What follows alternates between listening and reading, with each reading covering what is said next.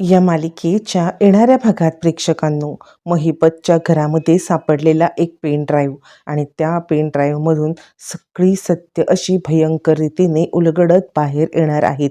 हो, आता महिपतच्या घरामध्ये सापडलेल्या हा पेन ड्राईव्हमध्ये अश्विनने असं काय पाहिलंय की ज्याच्यामुळे एक नाही, दोन नाही, तर भूतकाळातली 3 सत्य समोर आलेली आहेत.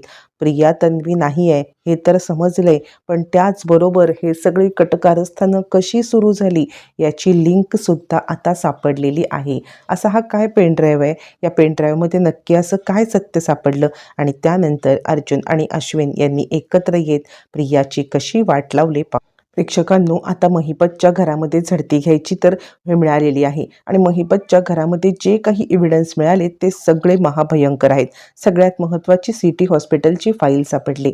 या सिटी हॉस्पिटलच्या फाईलमध्ये आता अर्जुनने पाहिलं तर त्याला सही सापडलेली आहे, ती म्हणजे आपल्या अश्विनची. आणि त्यानंतर या दोघांना पण धक्का बसलाय.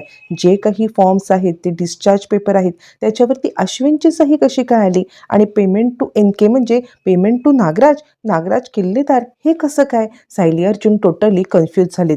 जर का अश्विन भाऊजींची सही असेल तर कदाचित अश्विन भाऊजींना याच्यामध्ये बऱ्यापैकी काहीतरी माहिती असेल. आपण अश्विन भाऊजींच्या इथून आता ही माहिती घेऊ शकतो असं म्हणत हे दोघं जण आता अश्विनला गाठायचं ठरवतात. पण त्याच वेळेला तिथे आता एक पेन ड्राईव्ह सुद्धा सापडतो. मग अर्जुन सांगतोय की हा पेन ड्राईव्ह घेऊन आपण घरी जाऊया, अश्विनशी बोलूया. कदाचित या पेन ड्राईव्हमध्ये असं काहीतरी असेल की आपल्याला याच्यामधून क्लू सापडू शकतो. पण आपण आधी ॲक्च्युली त्याच्याशी बोलून घेऊया आणि बोलून घेऊन त्याला आता सांगूया काय आहे ते, कारण काहीतरी गडबड आहे. जर ह्याच्यावरती अश्विनची सही आहे तर ही अश्विनची सही 100% त्यांनी केलेली नाही आहे.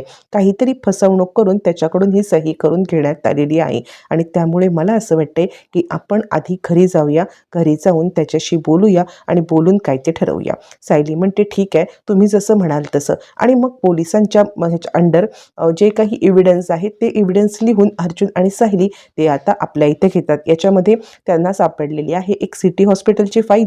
त्या सिटी हॉस्पिटलच्या फाईलमध्ये आता आहेत ते म्हणजे अश्विनची सही आणि नागराजचं पेमेंट. त्या नागराजच्या पेमेंटच्या पॉकेटात सुद्धा आता 2 पॉकेट आहेत आणि त्याच्यामध्ये सुद्धा 2 पॉकेटं का? म्हणजे अजून कोणीतरी साथीदार आहे असं अर्जुनचं म्हणणं आहे. बरं, आता तो पेन ड्राईव्ह एक घेतलाय आणि अजून सापडलेली आहे ती म्हणजे एक डायरी, महिपतची एक डायरी सापडलेली आहे. अशा अनेक गोष्टी घेऊन अर्जुन आणि सायली आता घरी आलेले आहेत. या सगळ्यामध्ये आता नागराजने त्या ठिकाणी लोकेशन ऑन करणं हे त्याला भरपूर महागात पडणार आहे. त्याच वेळेला आता इकडे नागराज प्रियाला कॉल करतोय. काय गं, तिकडे काय घडलंय? प्रिया सांगते, काय केलेत काय तुम्ही? सुमनचं लोकेशन महिपतच्या घराजवळ कसं काय सापडलं? त्यावरती तो म्हणतो, मग काय, मी तुला कॉल करत होतो, तू काही कॉल उचलत नाहीयेस, तू काही मला रिस्पॉन्ड देत नाहीयेस. मग मी काय करणार होतो? मी गेलो म्हणजे खरं तर माझ्या मोबाईलचं लोकेशन त्यांनी ट्रेस करून सुमनला शोधून काढले ना. मग आता त्यांना असं नको वाटायला की सुमनला मीच किडनॅप केले. आता सुमन तर काही बोलण्याच्या परिस्थितीत राहिलेली नाहीये. सुमन तर काही सांगू शकतच नाहीये. पण म्हणूनच आता मी हे करायचं ठरवलं. मी सुमनचा मोबाईल महिपतच्या इथे घेऊन गेलो आणि महिपतच्या इथे जाऊन मी सुमनचा मोबाईल ऑन केला. सुमनचा मोबाईल ऑन केल्यावरती मग आता तिकडचं लोकेशन सापडलेलं आहे. आता इकडे ती म्हणायला लागते, पण तुम्ही मूर्खपणा केलात, तुम्हाला समजतंय का? तुम्ही या सगळ्यामध्ये लोकेशन ऑन करून तिकडे महिपतच्या घराची झडती घ्यायला गेलेत ही लोक. आता मात्र नागराज चांगलाच घाबरलाय. काय करू? नागराज विचार करतोय की तिथली झडती घेतल्यावरती काय सापडलं असेल.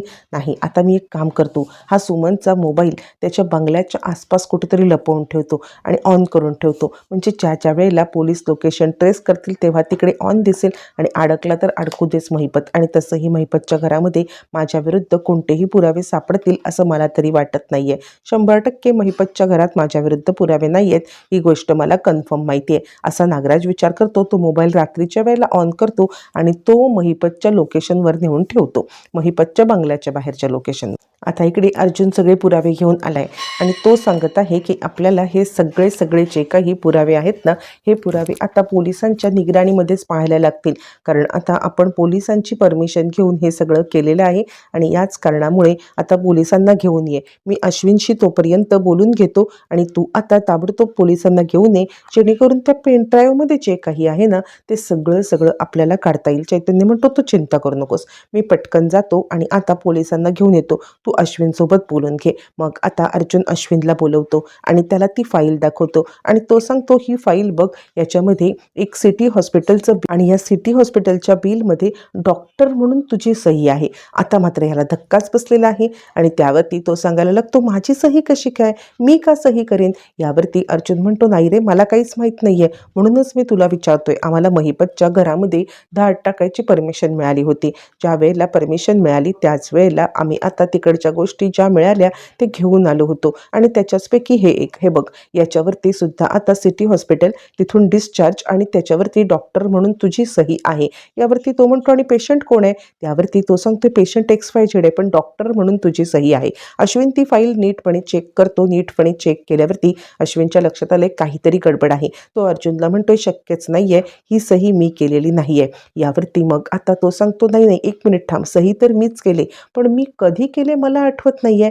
यावरती तो म्हणतो, म्हणजे अर्जुन त्याला सांगतो ही सही तुझ्याकडून धोक्याने घेतलेली आहे. यावरती अश्विन म्हणतो धोक्याने, आणि धोक्याने कोण माझ्याहून सही घेईल. यावरती मग आता सांगायला लागतो अर्जुन त्याला की हे बघ, तुझ्याकडून धोक्याने सही फक्त एकटी प्रिया घेऊ शकते. आता अश्विन चिडतो, अरे तन्वी चुकली म्हणून काय ती असे काही उद्योग करेल का, का तिच्यावरती सारखे आरोप करतोयस. अर्जुन त्याला म्हणतो बस इथे, तुझं चिडणं स्वाभाविक आहे, मला कळतंय तू का चिडलायस इतका, ते ऑलरेडी तुझ्या डोक्याला खूप ताप आहे, पण मी जे काही सांगतोय ना ते व्यवस्थितरित्या ऐकून घे. सगळ्यात महत्त्वाची गोष्ट म्हणजे आम्ही महिपतच्या इथे गेलो होतो, तिथे अनेक गोष्टी आम्हाला सापडल्या आणि त्या एक गोष्टींपैकी एक पेन ड्राईव्ह सुद्धा आता आमच्याकडे आहे. तर आत्ता 2 मिनिटात पोलीस येतील आणि पोलीस आले की तो पेन ड्राईव्ह आपल्याला उघडता येणार आहे.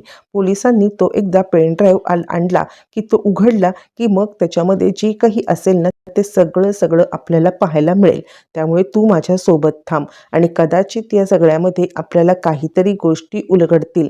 अश्विन म्हणतो म्हणजे तुला काय म्हणायचं आहे. अर्जुन सांगतो मी सांगू का, ही कधीची डेट आहे, ही डेट आहे ज्या वेळेला डेड बॉडी, आता इकडे प्रतिमा आत्याची माहिती आहे आली होती घरी की ही प्रतिमा आत्याचीच डेड बॉडी आहे असं डिक्लेअर झालं होतं.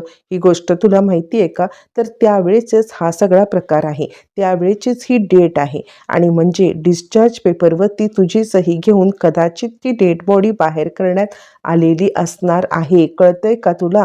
असं म्हटल्यावरती अश्विनला धक्का बसलाय, म्हणजे हे सगळं कोण करणार, तन्वी.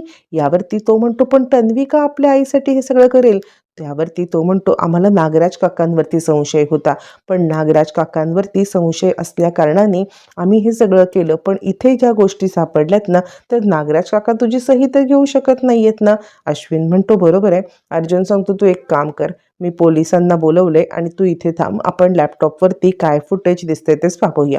आता मात्र अश्विनला धक्का बसलाय आणि दोघं जण पोलिसांची वाट पाहत आहेत. अर्जुन चैतन्यला कॉल करतोय, काय झालं, पोलीस कुठपर्यंत आले. यावरती चैतन्य सांगतोय 5 मिनिटात पोचतोय, तुम्ही त्या लोकेशनवरती या, तिथेच आपल्याला पाहता येईल. मग अश्विनला अर्जुन सांगतोय चल आपल्याला निघायला पाहिजे. निघताना प्रिया अश्विनला आडवी येते आणि कुठे चाललायस अश्विन. अश्विन त्याच्यावरती सांगतोय तू काय माझ्यावरती पाळत ठेव, तुला काय माझ्यावरती पाळत ठेवायला ठेवले का, मी कुठे जातो काय जातो तुला सांगायला बांधील नाहीये. आता प्रियाची घाबरलेली आहे की नक्की काय झालंय, म्हणजे या अश्विनला काही समजलंय का, या अश्विनपर्यंत काही पोचलंय का. नाही, जर याच्यापर्यंत काही पोचलं असेल तर माझं काही खरं नाहीये.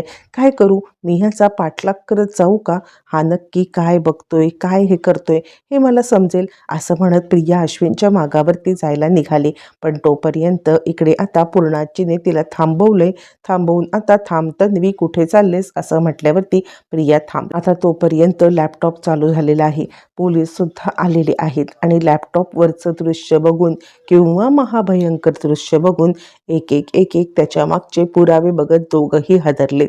सगळ्यात पहिले लॅपटॉपवरती आहे ते म्हणजे आता इकडे ज्या वेळेला पहिल्यांदा सायलीचं गाठोडं चोरून प्रिया आता आलेली होती, ती म्हणजे महिपतच्या ऑफिसला, त्यावेळेचं सत्य. ज्या वेळेला मग आता इकडे प्रिया आली होती आणि त्यावेळेला प्रियाने ते गाठोडं घेऊन आली होती. प्रिया गाठोडं घेऊन त्यावेळेला महिपतच्या ऑफिसमध्ये बसले ते, आणि त्यावरती अश्विन म्हणतो हे गाठोडं म्हणजे आश्रमाची ओळख आहे.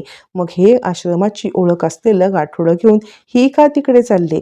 अर्जुन म्हणतो थांब, काहीही बोलू नको, आपण फक्त बघूया की हे सगळं काय चाललंय, कारण ना या सगळ्यामध्ये तन्वीचा हात आहे, ही गोष्ट 100% पक्के मला माहिती आहे आणि म्हणूनच मी तुला सांगतोय की आपण फक्त पाहायचं काम करूया, काय घडतंय काय याच्यावरती भाष्य करूया नको. असं म्हटल्यावरती पोलीस सांगतात हा दुसरा पेन ड्राईव्ह आहे. आता दुसऱ्या पेन ड्राईव्हमध्ये प्रेक्षकांनो इकडे आता प्रियाने केलेली दुसरी कारस्थानं ती म्हणजे प्रतिमाचे डेड बॉडीची आणि त्या डेड बॉडीची सगळं व्यवस्था केलेली हे सगळं फुटेज महिपतने आपल्याकडे ठेवले. कारण महिपतला स्वतःला या सगळ्यामध्ये कॉन्फिडन्स नसतो की हे लोक आपल्यासोबत काही करू शकतात, कधीही आपल्याला अडकवू शकतात, कधीही आपल्याला काहीही गोष्टी करू शकतात. म्हणून महिपतने ते पुरावे आपल्याकडे ठेवलेत. एक न भाराभर सगळे प्रिया विरुद्धचे आणि नागराज विरुद्धचे पुरावे या पेन ड्राईव्हमध्ये आहेत. आणि त्यानंतर अख्खा दिवस जातो, दोघं जण ते पेन ड्राईव्ह पाहतच बसलेले आहेत. आणि त्यानंतर अश्विन म्हणतो दादा हे महाभयंकर आहे. ही जर का तन्वी आहे तर ही तन्वी स्वतःचंच गाठोडं घेऊन मुळातच आता महिपतच्या घरी का गेली होती. आणि दुसरं म्हणजे त्यानंतर नंतर ही आपल्या घरात आली म्हणजे घरात माहीत नव्हतं की ही तन्वी आहे. आधी महिपतला कळलं होतं. यावरती अर्जुन सांगायला लागतो हे बघ काहीतरी गडबड आहे.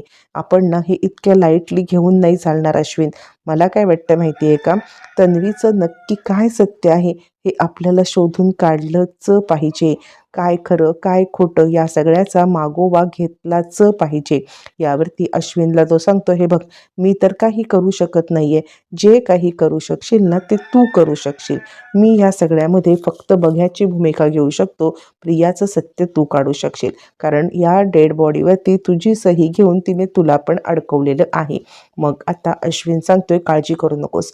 मी आत्ताच्या आत्ता घरी जाऊन तिला जाब विचारतो. अर्जुन म्हणतो तिला जाब नको विचारू. यावरती मग आता अश्विन म्हणतो का दादा. यावरती तो सांगतो थांब आधी आपण आता तिच्या विरुद्ध महत्त्वाची गोष्ट म्हणजे आपण आता तिला अडकवण्यासाठी ट्रॅप रचायचा. यावरती अश्विन म्हणतो म्हणजे काय. मग आता मोठा ट्रॅप रचला जातो. अर्जुनने त्याला सांगितलेलं आहे काय करायचं ते आणि प्रियाला घोळात घेण्यास. आणि मग खऱ्या अर्थाने गेम सुरू झालाय. सुमन घरी आलेली आहे आणि आता सुमनला मुद्दाम घरी आणण्याचं कारण म्हणजे सुमन आता इकडे आल्यावरती सुमन सांगते त्या दिवशी मला आठवली गोष्ट म्हणून मी तुम्हाला सांगायला आलेली आहे. सुमन सांगायला लागते की त्या दिवशी एक मुलगी पण तिकडे आली होती आणि त्या मुलीने काला मास्क वगैरे घातलेला होता. आणि त्यानंतर प्रिया हे सगळं ऐकते आणि ती गडबडते. आणि त्यानंतर मग आता अर्जुन सांगायला लागतो काळा मास्क, पण ही मुलगी कोणीतरी जवळचीच असेल ना. म्हणजे सुमन काकू तुला आठवतंय का नीट काही. यावरती ती सांगते नाही रे, पण त्या मुलीने काळा मास्क घातला होता. यावरती अर्जुन सांगतो ठीक आहे, म्हणजे ज्याच्याकडे आपल्याला तो काळा ड्रेस सापडेल ना ती मुलगी तुझ्याकडे आली होती. आता प्रिया घाबरते. अरे देवा मला तर हे कपडे घेऊन आता इकडे नष्ट करायला पाहिजेत. जर हे कपडे मी आता बघितले तर माझं काही खरं नाही ह्या लोकांनी बघितले तर. असं म्हणत ती आता कपडे घेऊन नष्ट करायला चालली. आता आपल्या रूममधून कपडे घेऊन प्रिया निघाले. अश्विन तिला विचारतोय कुठे चाललेस तू. कपडे हे काय आहे हातामध्ये. ती सांगते काही नाहीये. आता इकडे प्रियाचा पाठलाग चैतन्याला पाठवण्यात आलेला आहे. चैतन्य प्रियाचा पाठलाग करत ज्या वेळेला तिच्या मागे जाणार त्यावेळेला सगळं सत्य उलगडणार. प्रियाच्या हातातला तो काळा ड्रेस आणि त्याचबरोबर प्रियाच तिकडे सुमनला हे करायला गेली होती हे पण सत्य समोर येणार. मग अश्विनला सांगतोय हे बघ सगळ्यात महत्त्वाचं म्हणजे आता ही डंप करायला चाललेली आहे ती घे. आणि म्हणजे डेड बॉडी सुद्धा आता तिनेच आणलेली होती आणि ज्या अर्थी डेड बॉडी तिने आणली प्रतिमा त्या तिची म्हणजे आई आहे हे तर अजिबात आपल्याला पटत नाही आहे. दुसरं म्हणजे ती महिपतची माणूस आहे हे पण आपल्या लक्षात येते. सुमन काकूला पकडण्यात पण तिचा हात होता हे पण आपल्याला लक्षात येते. आणि महिपत सोबतच मिळून ती या घरात एंट्री झाली हे पण लक्षात येते. आता काहीही झालं ना तरी अश्विन तू तिला जाणवू देऊ नकोस की तुला संशय आलाय. आपण तिला पकडायचं. अश्विनला तर कळत नाहीये. तो हात जोडून अर्जुनची माफी मागतोय. दादा मला माफ कर, मी खरंच चुकलो. मी या सगळ्यामध्ये तिची साथ दिली. अश्विनचे तर डोळे उघडलेत पण प्रियाला कशी शिक्षा मिळणार पाहणं मात्र फारच रंजक ठरणार आहे.